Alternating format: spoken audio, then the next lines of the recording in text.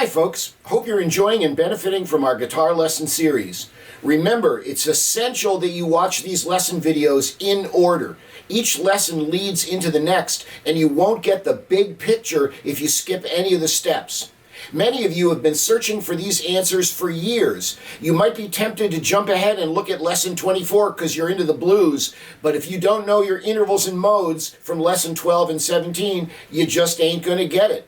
Consider purchasing the 150-page official course handbook for $19.95 from our website at www.absolutelyunderstandguitar.com. You'll find that link multiple places here on our YouTube channel. Each of the 32 video lessons has a corresponding printable page that you can view to help with review and memorization. All of the charts and graphs I create in the videos are reprinted there. The package also includes our amazing chord, scale, and arpeggio encyclopedia containing most every useful finger pattern known to man. Reserve your copy today. If you like what you're learning here, tell all your friends and like and subscribe to our channel. So enjoy this lesson and continue on, and you will absolutely understand guitar.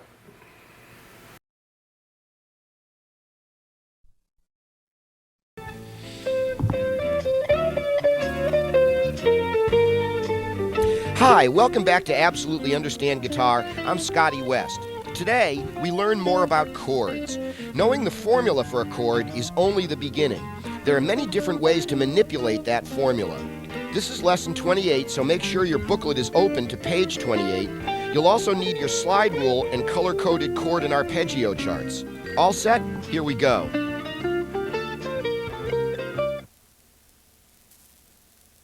Hi, welcome back. Got a bunch more interesting stuff to tell you about chords and arpeggios today. Quick little review, and I want to finish up some of the stuff I was talking about at the end of the last lesson, then we're on to some new stuff.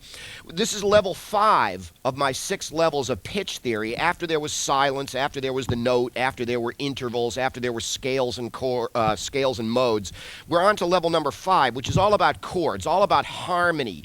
When you play simultaneous notes, that's what chords are. The first basic things you need to know about chords is all chords have roots. We mentioned that way back when in one of our early lessons when we looked at the basic stuff about chords. Now we're into the more complex issues involving chords. Another thing to realize is chords are based on very simple 3-note chords called triads, and there are 4 types: major, minor, augmented, and diminished, and they're divided into 2 subgroups. Are the notes different distances apart, in which case each note has a very specific function in the pattern, or like in augmented and diminished, are they all equidistant from one another, at which point only their context within the composition that you're looking at will tell you whether where the root note is and which note is the third or whatever. Now, what we were talking about last time is once you understand triads, all it is to flesh a triad out to make it into a chord is to add additional notes to the triad. So, for example, we look down here at the bottom of the page and we see that a C6 chord is actually a major triad, 1, 3, 5. But it's also got note number 6 added to it. That's why that number 6 is in the name of the chord. A minor 6 is simply a minor triad, 1 flat 3 5 with a 6 added to it. Now, once you basically understand about triads, then that's all you do. You just add notes to a triad to get the more fleshed out chords that we know about. But as soon as you start to contemplate that, you realize that there are a bunch of what we might call exceptions and surprises in chord names, in how the number system works. And for example, 7 is not note number 7, it's actually flat 7. And you just have to sort of remember that. It's a thing called a dominant 7. Look back at last week's tape and that'll explain to you why it's called a dominant 7. The word suspended has a special meaning. Suspension is not something you add to the triad. The suspended 4th is not a major triad with note number 4 added to it. The suspension actually replaces the 3rd. Things get even thicker down here when you're into these extended and extended dominant chords, where you have numbers that are greater than 8. So you have 9 chords and 11 chords and 13 chords. Remember, all of these contain 7s. There's nothing in the name of the chord to tell you that. You simply have to remember that. And then it all depends on whether the word MAJ is there, indicating that it's a major seventh or the seventh note of the major scale. If it's not there, for example, in the example of the C9 here, then you can assume it's a dominant 7. You can assume that it's a flat 7. There is one chord that goes 1, 3, 5, 9.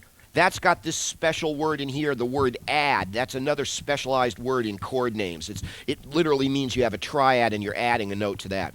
Now, when you get up into these more highly extended chords like 11s and 13s, you have to remember they also include or are apt to include previous extensions. An 11 chord has a 9 in it. There's nothing in the name of the chord to tell you that. You simply have to remember that.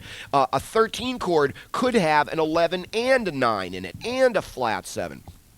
And we begin to encounter the notion that some of these chords, you don't have enough fingers to play all these notes. And so on the guitar, when we look at the conventional voicings for these chords, a lot of times we see notes left out and stuff like that simply because you just sort of have to do the best you can. Remember, there are physical limitations as to what combinations of notes you can play on this instrument.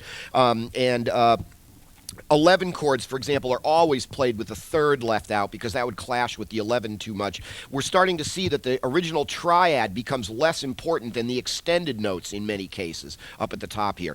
In a 13 chord, you have a number of choices as to how to voice it, which is our exact subject for today. Do you play the 3 or do you play the 11? Do you leave the 5 out? Do you leave the 11 out? Many times a 13 chord is simply played as a dominant 7 chord, 1, 3, 5, flat 7, with an added 6 with the 13 added to it.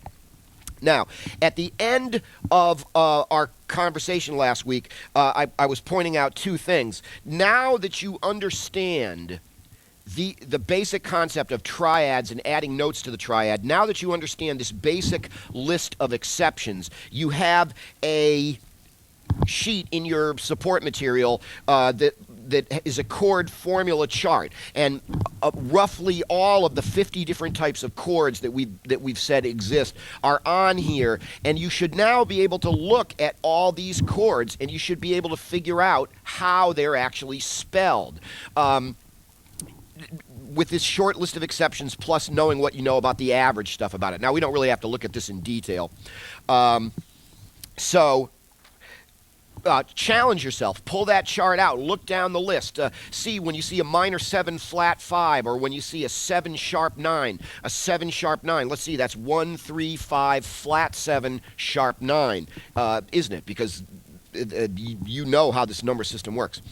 Now, also at the beginning of last lesson, excuse me, I was talking about arpeggios, and I want to elaborate a little bit more on arpeggios. Remember, arpeggios are when you take the notes and the interval patterns that make up a chord, but instead of strumming them all simultaneously, you play each individual note in a sequence. For example, here is a C major chord, and here is a C major arpeggio.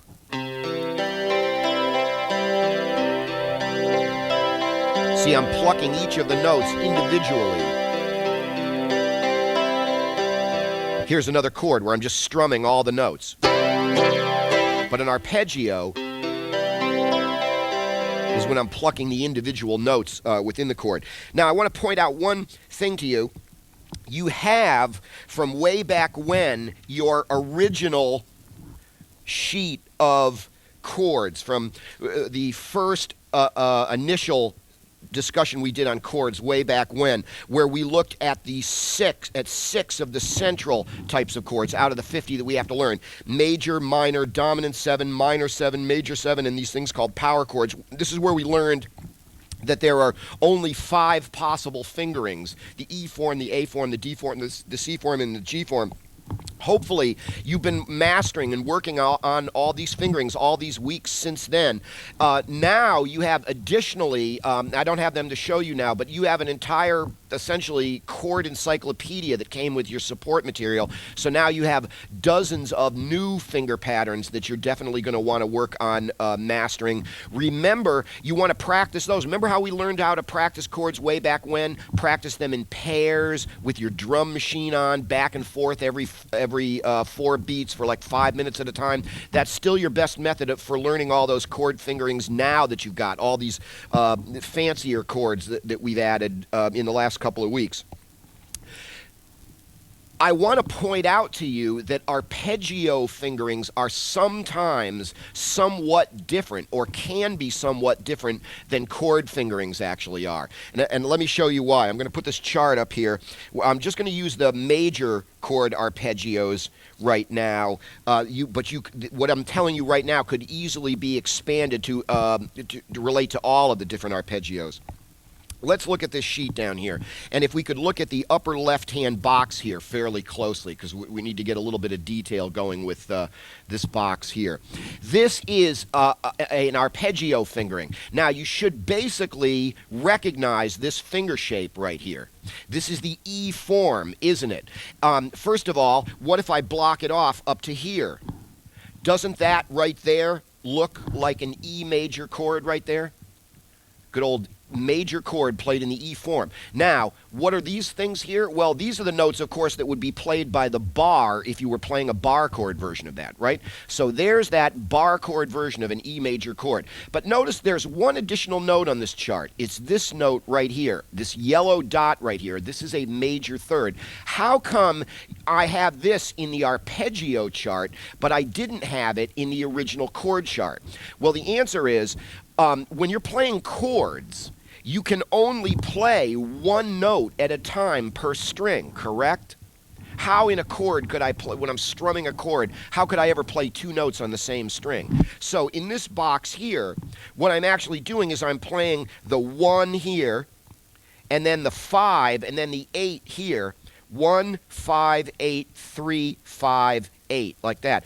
And I would not be able to play the major third here because it's on the same string with the 5th. So since I already had this other major third over here, what I do when I play the chord is kind of sacrifice this major third up here in order to play the 5th on that string. There would be no way for me to actually pull off this fingering where I'm playing the major third here. That would just be an impossible fingering. However, when I'm playing an arpeggio, I could conceivably, since I'm playing the notes in a sequence, when I'm playing an arpeggio, I could theoretically dance around and go 1, 3, 5, 3, 5, and play these same notes on the same string. Let me show you this on the neck of the guitar.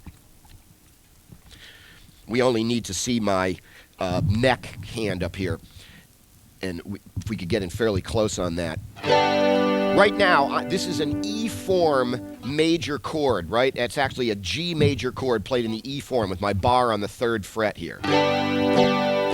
Now, when I actually strum this chord, I can only play 1 note per string, so I'm really going just 1, 5, 8, 3, 5, 8, the different notes I played. On this 2nd string here, on my A string, I cannot play 2 notes on the same string, can I? However, when I go to play this as an arpeggio form, particularly when you're using these in melodic playing, like in a guitar solo you're doing or something, you don't always, sometimes you can pluck an arpeggio by just holding your basic chord shape down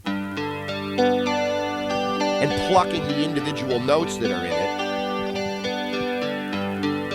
But another whole way of playing arpeggios is to release your chord shape and actually think of these as almost being more like scales, where you can pluck each individual note at a time, like this. Watch how now I'm going to approach this more almost like it's a scale. I'm not going to have all my fingers anchored. I'm going to play it as individual notes.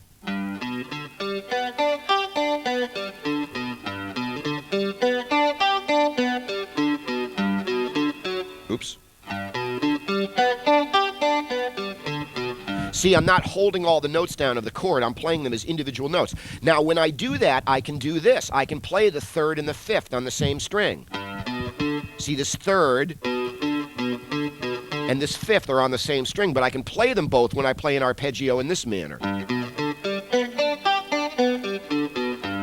1, 3, 5, 3, 5, 3, 5. They're on the same string. If we look at our chart right here, what I'm suggesting is that I can play that yellow dot and that blue dot on the same string when I'm playing an arpeggio, but I can't necessarily do that when I'm playing a chord.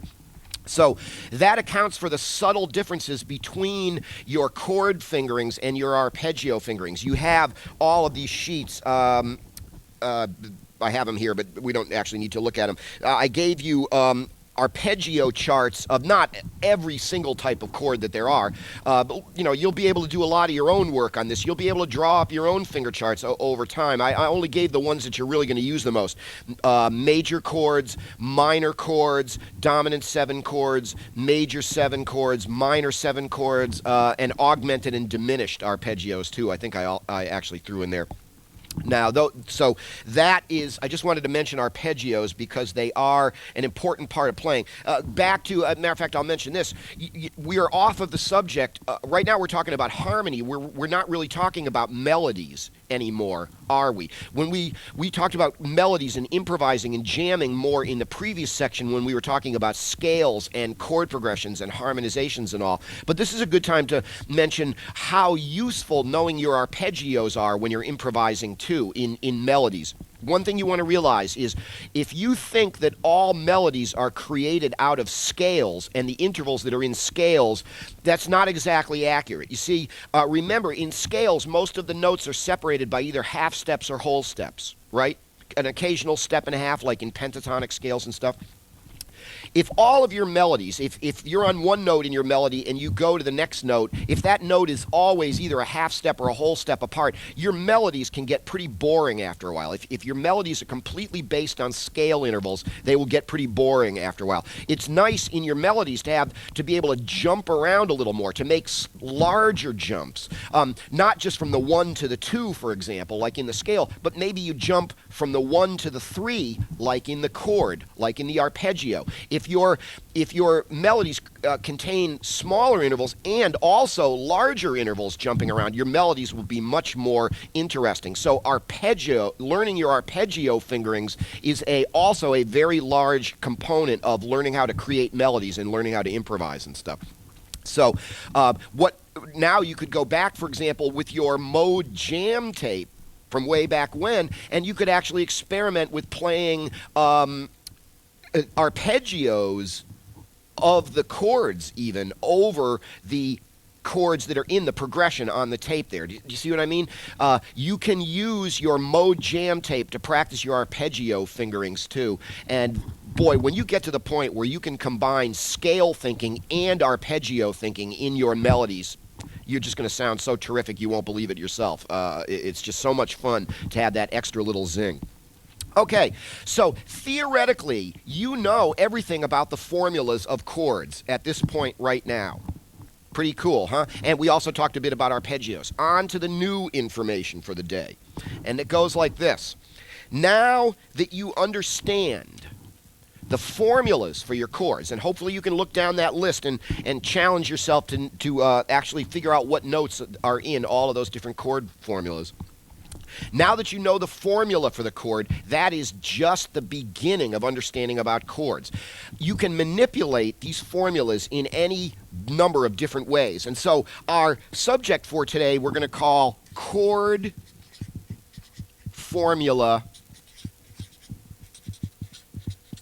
manipulation. And the official kind of musical term for this, as you saw in the name of the show today, is what's known as voicing. When you're voicing a chord, that's what you're doing. You're taking the chord itself and the formula for the chord, and you can manipulate it in all sorts of different ways. Remember, let's take a major triad, for example. You know, hopefully at this point now, a major triad is 1-3-5, right? But that doesn't mean that there's just one way to play that. Now, we're going to look up here at the keyboards in a second and take a look at some of the most normal and common ways to voice chords. Let's take, once again, good old key of C, a C major chord. We know that that's 1-3-5 in the key of C. If you haul out your slide rule and set your slide rule up, you'll see that the spelling for a major chord is C-E-G, 1-3-5 in the key of C. Of course, one way that I could play that would be just like that. Just play those 3 notes at the same time, C-E-G. But that's not the only way to play that chord. As we've mentioned before, remember, for a C major chord to be played, those notes just have to be present. First thing I can do is I can do what are called inversions, and I'm going to write this stuff down in a moment, but I could take the C, for example, and boot it up an octave up to here and be playing, for example, 3, 5, 1 with the 1 up on top. Or I could go 5, 1, 3 and put the 1 in the middle and the 3 on top and the 5 on the bottom. You've heard music that does this, right?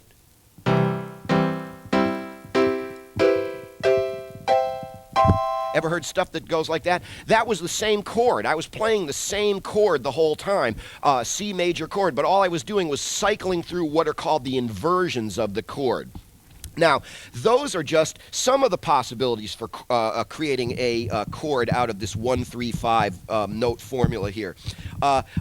Another thing that I could do is I could scatter the notes over several different octaves. They don't all have to be right next to each other. For example, I could play the C way down here, and I could play the E here, and I could play the G way up at the top, way up here.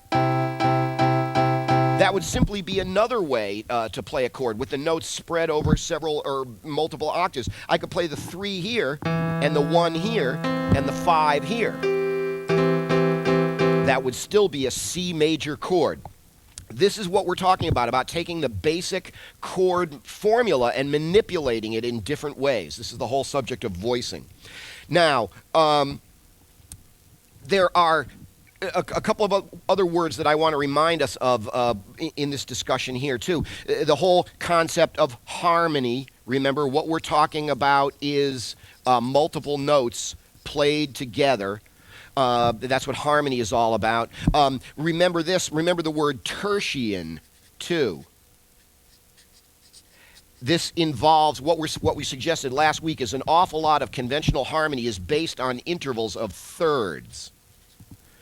In our discussion of triads, we learned if you take a note and stack a note that's a third above that, be it a major third or a minor third or an augmented third, and then you stack another note that's a third above that, another note that's a third above that, you get a lot of our conventional chord structures. I don't think I mentioned this at the end of last time, but even if you look at your extended chords, like 9s and 11s and 13s, you see that for the most part, what's happening is intervals of a third are being stacked on top of each other, and sometimes they're major thirds and sometimes they're minor thirds, and this accounts for so many of the different chords we play. So tertian harmony is still a very significant concept in what we're talking about here. There's something else I was going to mention too, but I can't think of what it is. I'll come back to that in a minute. Now, we are talking about the subject of voicing today, manipulating these formulas. Let me suggest that there are 2 basic types of voicings, and I just demonstrated both of them up there a moment ago. First types of voicing are called closed voicing.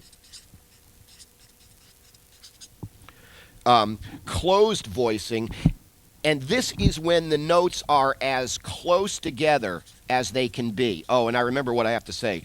Close together as possible. In other words, they're most likely going to be intervals of a third apart from one another. In regular old closed voicings, the notes all stay like a third apart from one another. They're as close together as they can be. What I wanted to remind you of a moment ago is, remember way back when we were talking about intervals? Well, we're talking about intervals again today, aren't we? Do you remember the subject of inverted intervals? It's the last thing we talked about under the subject of intervals. Remember things like an inverted major third is a minor sixth. An inverted minor third is a major sixth. We are saying that in tertian harmony that most everything is based on thirds, right?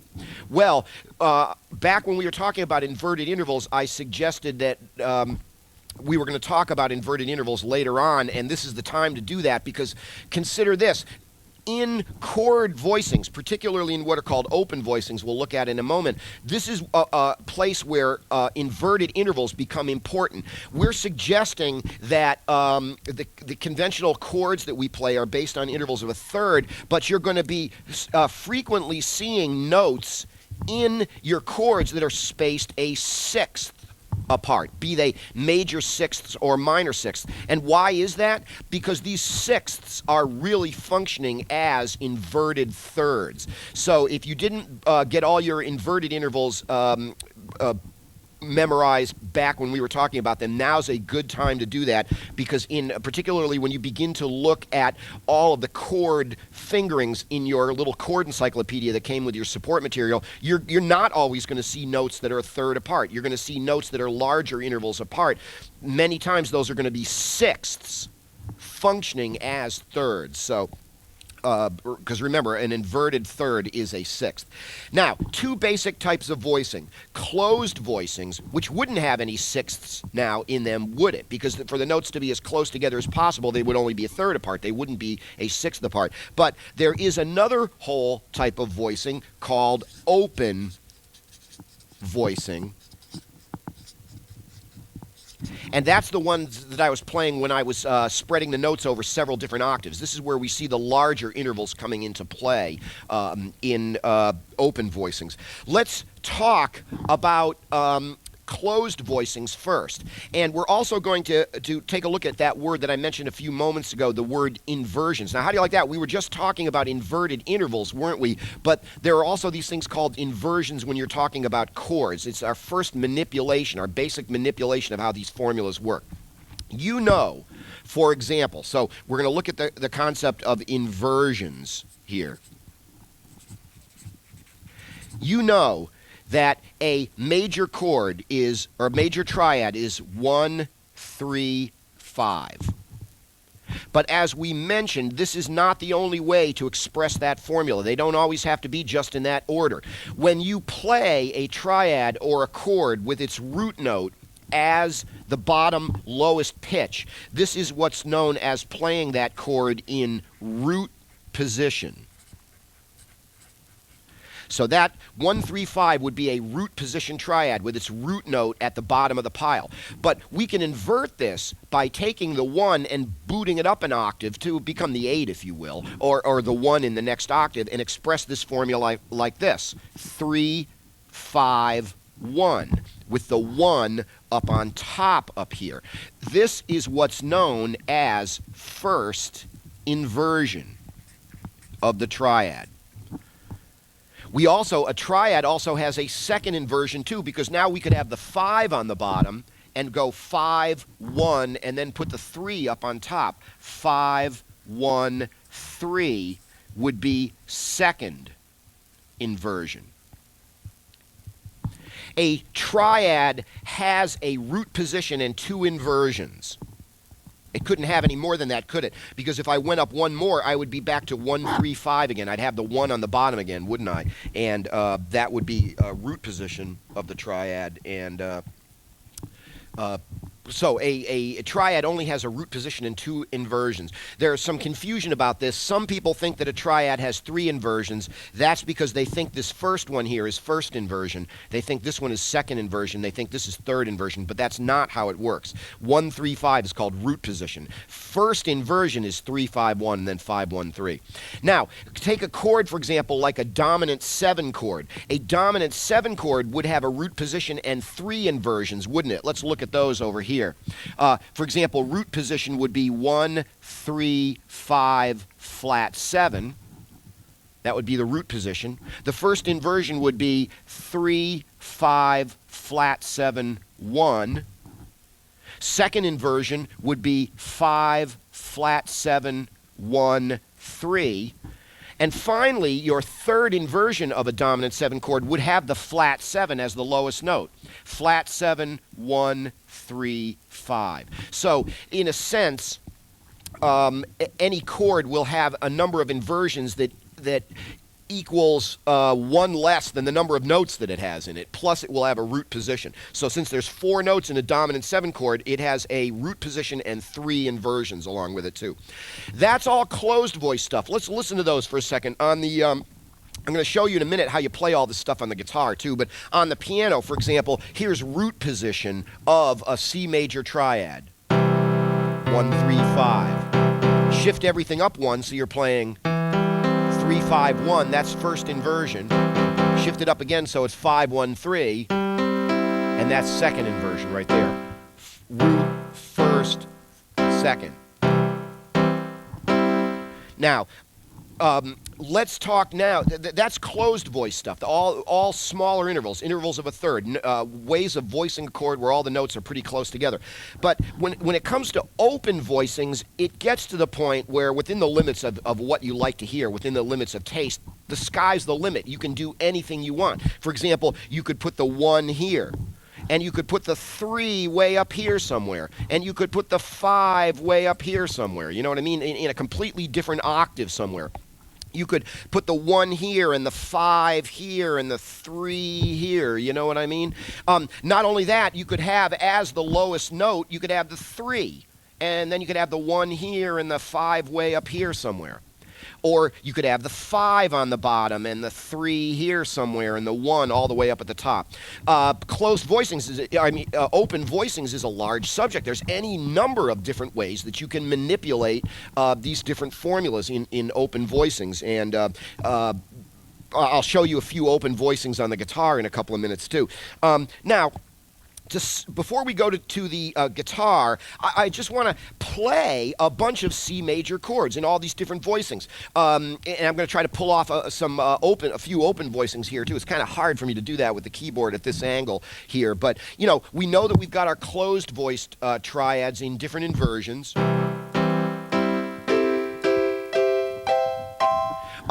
We've got open voicings, like I could play the 1 here and the 5 here and the 3 here, or I could play the 3 here and the 1 here and the 5 up here, or I could play the 5 here and the 3 here and the 1 up here, or I could play the 5 down here and the E right there. Those, by the way, are an interval of a major sixth apart right there.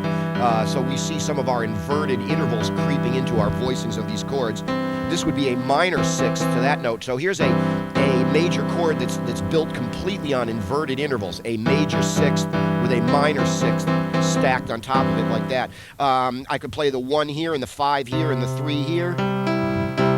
So how many was that I just played right there? Was that somewhere in the vicinity of about, I'm going to move this thing. I'm hoping this will make it better instead of worse. I can feel this thing clicking in the back of my head, this microphone cable.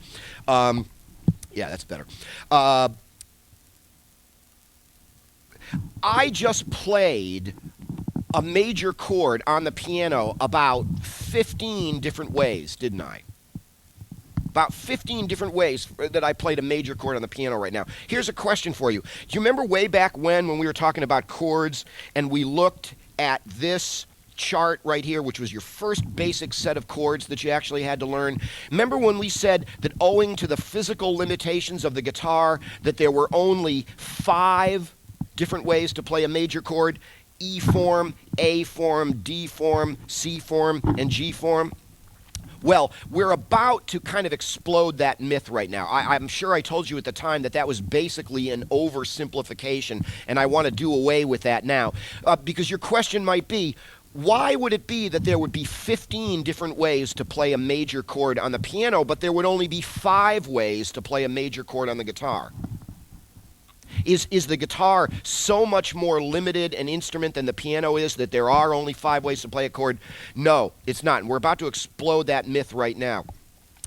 One of the first thing that you'd want to observe about this, the first reason that you could see that ultimately there would be an equal or somewhat equal number of ways to play a major chord on the guitar is, remember when I was playing all those different ways of playing a major chord on the keyboard? Well, all of them only involved 3 notes at a time, right? I never played more than 3 notes. I could have, and that would bring in even more ways to play a major chord on the guitar, but all of my examples just involved 3 notes. Now remember, in these conventional fingerings for example, a major chord, you are strumming more than 3 strings. You are strumming, in the case of an E major chord or a G major chord, you're stringing all 6 strings. You're strumming all 6 strings. You're playing like 6 different notes. Now, do you remember, can you answer this question? How, if there's only 3 notes in a major chord, how come I can strum all 6 strings? How come I can play 6 notes? Well, of course, the answer is, as you know, you're repeating certain notes. A major chord has three notes in it, C, E, and G. But for example, in a standard old C major chord fingering on the guitar, you're actually playing C, E, G, C, E. You're actually repeating the C and the E again. So I'm suggesting now that there's a lot more ways that you can play a major chord on the guitar, and part of that is if we start to really think of these chords as only having three notes in them, we will observe that each one of these 5 finger shapes that we've played so far, thinking that these are the only ways, with all these multiple notes, if you leave some of those out, you're going to find that within each one of these 5 shapes are several what we might call 3-note like sub-shapes. And so if we were to suggest that each of our 5 finger forms has maybe 3 or 4 of these sub-shapes, you can see that we get to the point where we can play maybe a major chord on the guitar 15 or 20 different ways, the way we did up here. Now let me show you what I'm talking about on this next chart here. This is all essentially about inversions here, different ways of inverting these chords. Now, if we can look at the whole chart here for a second, over in this left-hand column over here, separated by this line, I have the basic finger forms kind of delineated here, and I'll tell you a little bit about those in a second. And then we're going to see various different ways that we invert these over here, and then over here we're going to have some open voicings that I'm going to show you about. Now maybe we can focus on this upper on this upper chart over here. We'll also need to see the whole chart, but if we could just look at this one for a moment. Take a look at this. If I cover this much of the chart, do you recognize that? That's our good old C major chord, isn't it? You recognize that from way back when. Now, when I add these additional notes right here, that you can recognize as that's where the bar would go across on that fret right there if we were going to play this as a bar chord. And we see that this is a C major bar chord type shape. Now, another thing I want to point out at this point is look at these 3 notes right here, which are the upper part of the C form, aren't they? Do you recognize that little triangle of notes up on your high 3 strings like that? That looks kind of like a D major form, doesn't it? Well, it kind of is in a way. And another way for us to visualize this particular set of notes right here is not to think of this as its root note. Remember, red is the root, yellow is the third, blue is the fifth. We don't necessarily have to think of this note as its root. We could think of this note up here as its root. Now we see our familiar old D form with the root here. Now, how could this triangle fit into both C form and into D form? Well, the answer is simply which note you consider to be the root. Look at this down here. See this note here? And that note right there? Both of those could be the root note for those 3 little notes right there, couldn't they? And the reason being, if you look at this once again, these would be the same note, wouldn't they? They're on 2 adjacent strings with 4 frets in between. You know, if this is the 6th fret up here, this is a D sharp, isn't it? Well, if this is the 1st fret here, that's also a D sharp. First fret on your D string is a D sharp. So in this particular case, playing it in C form, since our root note is on our A string, we have an opportunity to stick this other little major third in here. So we go 1, 3, 5, 8, 3. Whereas if we get rid of this stuff and look here, since this is on your D string, you don't have an opportunity. In your arpeggio fingering, you could add that third there, but in a chordal playing of this, you go right from the 1 to the 5, 1, 5, 8, and then add the only major third up there. So there's a real strong relationship between D form and C form. See what I mean? It just depends on where you're going to put the root. Are you going to put it on your A string, or are you going to put it on your D string? And if we could look down to the next one down here, we're going to see that there's a similar relationship here between A form and G form. Let's take a look at that for a second. Now, if I cover this up right here, you see your good old familiar G major chord, don't you? Now, if I open this like this, you see these 3 notes, which would have been open strings if you were playing a regular old G chord, right? But now we could see that if we were playing a G form bar chord, we would have our bar on this fret right here, and those 3 notes would be right where they are. Now, do you recognize those 3 notes in a row on those strings right there? That's kind of like an A major chord, isn't it? And if I cover this bottom part up right here, now we see our familiar root note there. This would have been the open string if I was playing this as like the bottom of the neck. That looks like an A major chord, doesn't it? Now, if I wanted to turn it into a bar chord, my bar would be across on that fret right there, and we see our familiar shape right there. there is this same very similar strong relationship between the A form and the G form. Once again, it's just a matter of where your root note is. See, in this case, our root note is on the low E string, so that gives us this opportunity to play 1, 3, 5, 8, 3, and then this is an octave 8 up here. Whereas when we consider the root note to be on the A string and we look at this shape like this, no major third. We can't. We could play it in our arpeggio shape, couldn't we? And look at on the A form on your arpeggio sheet, and you'll see you can go 1, 3, and play 1 and 3 on the same string. But you can't play two notes on the same string when you're playing a chord. So in this A form, we jump right from the 1 to the 5. 1, 5, 8, 3, 8, like that. Now, so very strong relationship between your D finger form and your C finger form, and a comparable relationship between your G form and your A form. Now, I want to go back up here and look at the C again for right now. When I look at this C major chord like this, I am strumming 5 strings, aren't I? Remember, this is your root note, so when you're strumming a C chord, you don't strum your low E string because that's a note that's lower than the root. Let's identify what these numbers actually are. If we can see by our color coding that this is 1 and then this is 3. Now remember, your open string right here, right there, or the bar, if this was a bar chord, is your 5th. So on this string you're playing the 5th. Here on this string we're playing an octave note of our root note. We'll call it 1. We could call it 8 if we wanted to, but there's 1. And then finally your open string up here, or where your bar is playing a 3 up here. So, to strum this chord, you're playing 1, 3, 5, 1, 3, aren't you? So you're repeating a couple of notes. Now, when I was playing on the piano up there before, I wasn't repeating any notes, was I? I was just simply playing 1, 3, 5. So, with these multiple repeated notes here, what we could see is out of this big shape, we might be able to derive smaller versions of this chord and investigate the concept of inversions. For example, now take a look at this. Here's our C major chord again. Look at this box next door over here. I think we can see both of those on the same camera. See this over here?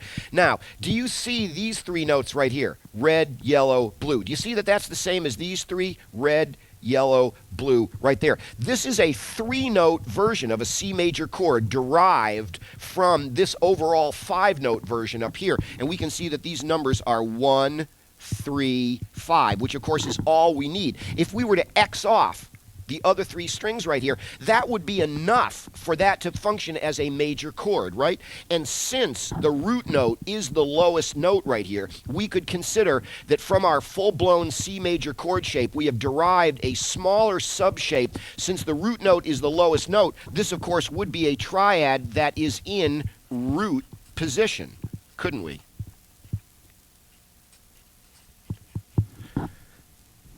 Oop, I spelled it wrong again, didn't I? Position. Root position version of this triad, 1, 3, 5, derived from this overall shape. Now, if we could just pan over just a little more to this next one over here, take a look at this. This one, also, I guess maybe we could look at the whole sheet for a second here. Remember, what we're trying to do is get some subshapes out of this. Now, look at these 3 notes, yellow, blue, and red right there. Yellow, blue, and red. That's the 3 notes that are over here. Yellow, blue, and red. This is a second 3-note subshape derived from 3 notes in here. Since your lowest pitch note that you're playing now is the 3rd, we're going 3, 5, 1. This would actually be a way of playing first inversion on that if I just played those 3 and I didn't play any of the other notes.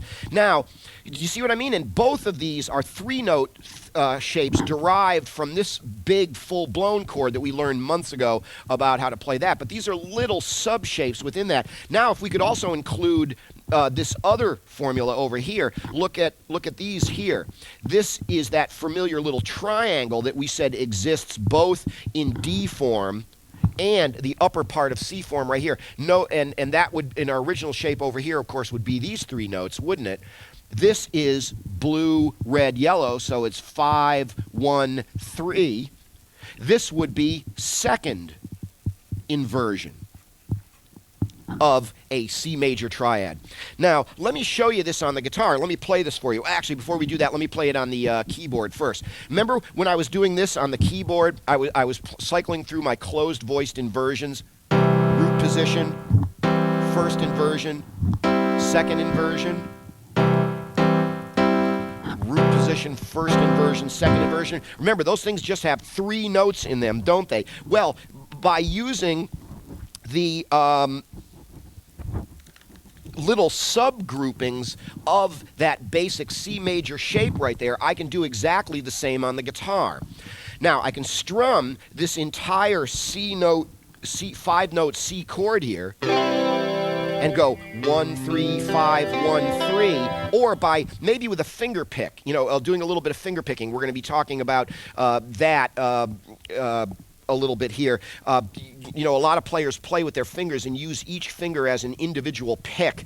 We don't talk an awful lot about that technique in this program. I imagine some of you who like players like James Taylor and Paul Simon and everything might be a little disappointed in that, that we haven't looked at more technique-oriented stuff like that. The reason I haven't done that is that there are tons of other sources that you can get that from, books and videos that you can rent all about how to use your fingers and stuff like that. But anyway, what if I just use these 3 fingers down here and just pluck those low 3 notes out of this whole C major chord?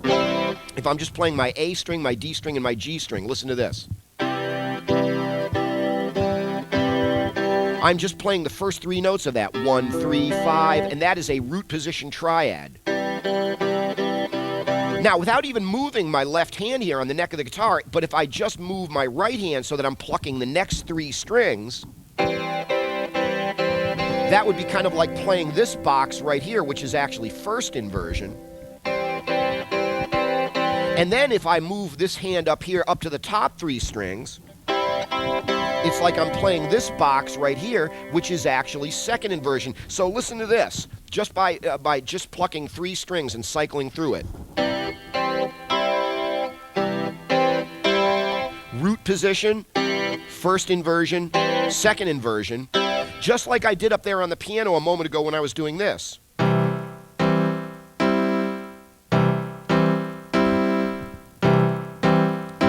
doing exactly the same thing on the guitar.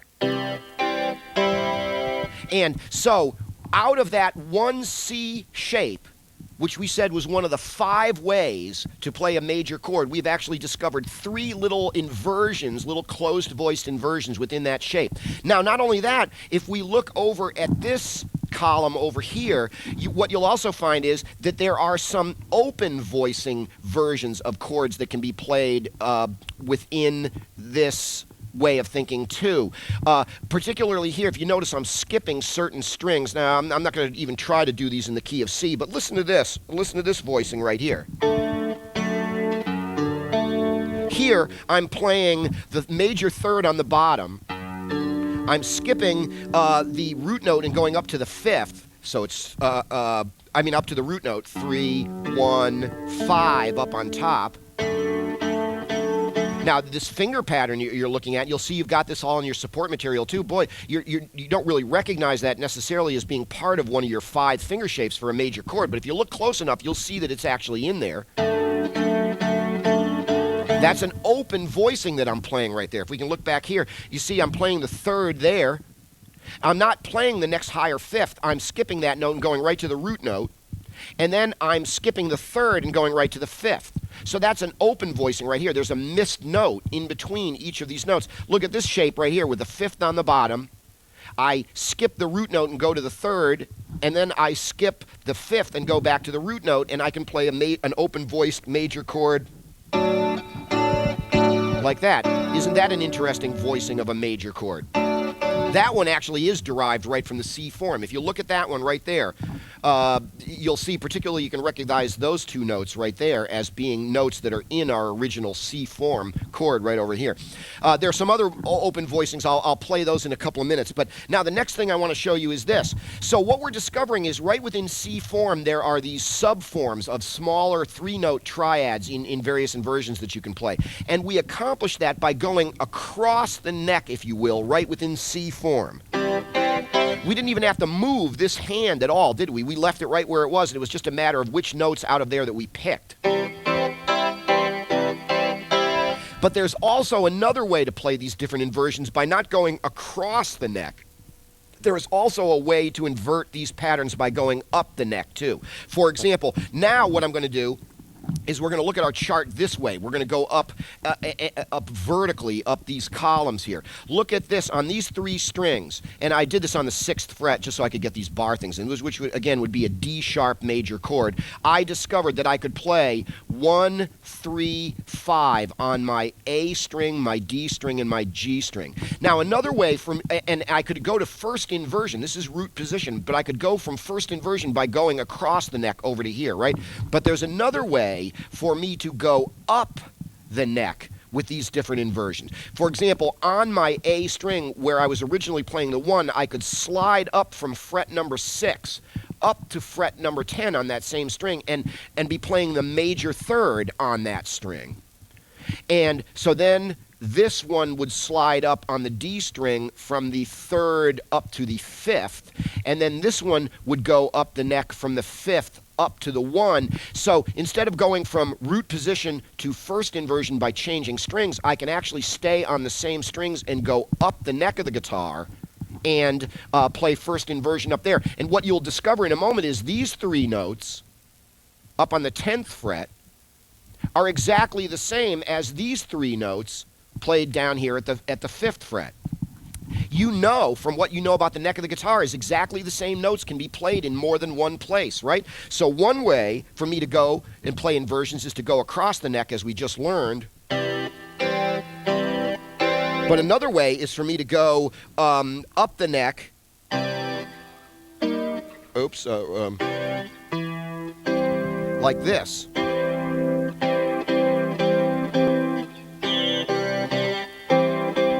Do you hear that that's the same as going?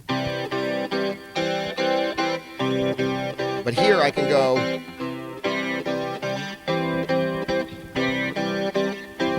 This is 3, 5, 1. It's first inversion. I went root position, first inversion across the neck. I also went root position, first inversion up the neck. Now, the next thing I could do is I could slide even further up the neck to where I'm playing the 5th on that string and play second inversion on the same 3 strings, A string, D string, G string. And so now I'm going root position, first inversion, second inversion.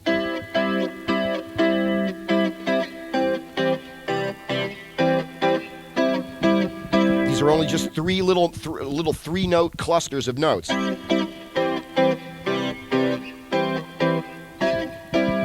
Now, let's take a look at these shapes right here as we go up the neck, because we're going to start to see our other chord forms besides C form kind of sneaking in here. See, this is a C form chord, isn't it? Derived from our original C major shape. Now, when I go up to my first inversion here, and that's what these are, because take a look at these number notes that we're playing right here. This is now 3, 5, 1. And doesn't that make this first inversion? Now look at the shape of these 3 notes and you'll see that they are actually part of the G form over here. This is the 3rd. You're recognizing your G shape right there? Well, that note is the 3rd, and then the 5 and the 1 there. So kind of a funny way that you could think of this is as you're going up the neck, think of it sort of like G form is like the first inversion of C form. See what I mean? I don't know that you should really think of that literally that way, but it's not a way to think, not a bad way to think of it. Is if you're in C form and you go up the same 3 strings to first inversion, you're going to be playing a shape of notes that's derived from this G form. If we slide up to second inversion, look what we have here. We have the notes 5, 1, 3.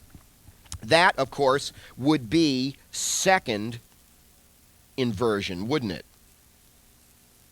Notice that. I'm sure you recognize that shape, don't you? That looks like an E major chord. That second inversion shape as you're inverting up the neck actually reminds us of E form right there. So the root position in this case is kind of like the C form. The first inversion appears sort of be derived from G form, and then the third inversion, the second inversion up here is derived from E form. Now, we can look at the same thing going on if we look at our original C form down here, and we look at the first inversion in that case right there, down at the bottom of the neck. That was 3, 5, 1. We could slide that 3 up to be a 5, and then this would be 5, 1, 3, wouldn't it? Wouldn't this be sort of like second inversion here? And I can get that one by playing this original down here at the bottom of the neck. This original first inversion version of that. Slide everything up so that I'm playing this one right here, and then slide it up again so that I'm playing this one down here, which of course, if that was first inversion, this is second inversion, this is root position again, isn't it? 1, 3, 5. It's just up an octave higher than where we originally started. And using my D, G, and B string, I can invert up the neck to go through first inversion, second inversion, and root position. Once again, look at these shapes. You should recognize that that's derived from C form. That is derived, depending on how you want to think of it, from either A form or from G form. And then up here again, once again, if you notice those 3 notes right there, red, yellow, blue, 1, 3, 5, are a shape that's derived from this original pattern over here. Now, we can do the same thing on the top 3 strings up here too. As we progressed across the neck, we came to this shape, this triangle shape, which we recognize as either being part of D form or C form. It was second inversion when we played it down here. Blue, red, yellow, 5, 1, 3. On our G string, B string, and high E string, we can also invert up the neck that way. Slide the 5 up to be the root right there. Slide the 1 up to be the 3. Slide the 3 up to be the 5. And you have 1, 3, 5 like that, which of course is root position. Now on these top 3 strings, now you should be able to recognize those 3 notes right there as being part of A form. See, there's those 3 notes in the original A form over there. We're inverting up the neck on our high 3 strings. That is A form, as you can see, the bar there. And then finally, if we move them up again, this is the 3rd, and this is the 5th, and this is 1, which of course is second. It's first inversion, going up the neck like that. And if you recognize those 3 notes, you'll see that those are part of our original E form over here as well too. So look at all the possible subshapes. We originally were led to believe that there were only these 5 ways to play a major chord on the guitar: E form, A form, D form, C form, and G form. Well, what we've discovered is we've got out of these basic shapes right here, we've derived all of these different smaller subshapes, and not only that, we can then have all these additional open voicings over here. Let me play a couple of these for you. I played a couple of them before, but just at the last couple of minutes here. Let's listen to some of these very interesting. The only way you'll be able to do it, because see how you're skipping strings? See, I don't have a note on each string over here. If I'm looking at those 3 notes right there, there's a note, and then you skip a string, and then you go to the next string, and then you skip a string, and then go to the next string to get the high note up there. The only way you're going to be able to do that is either be very careful about muting the strings as you strum them, or you pluck these individual strings as a classical guitarist or as a fingerstyle guitarist would. Listen to some of these open voicings now. Oops, what am I doing? I'm doing something wrong here. Oh, right. Now, this is rather sophisticated guitar playing. This is not this stuff that you hear rock players doing all that much, experimenting with open voicings and stuff like that. This is classical guitar and advanced fingerstyle jazz and stuff like this. They're not going to dwell on this a lot. Hopefully, a bunch of you over time will evolve out of your interest in just very basic guitar playing, which is all rock and roll is, into more complex types of chording. Here's another open-voiced chord. This one has the 5 on the bottom, the 3 in the middle, and the 1 up on top. Here's another open voicing here.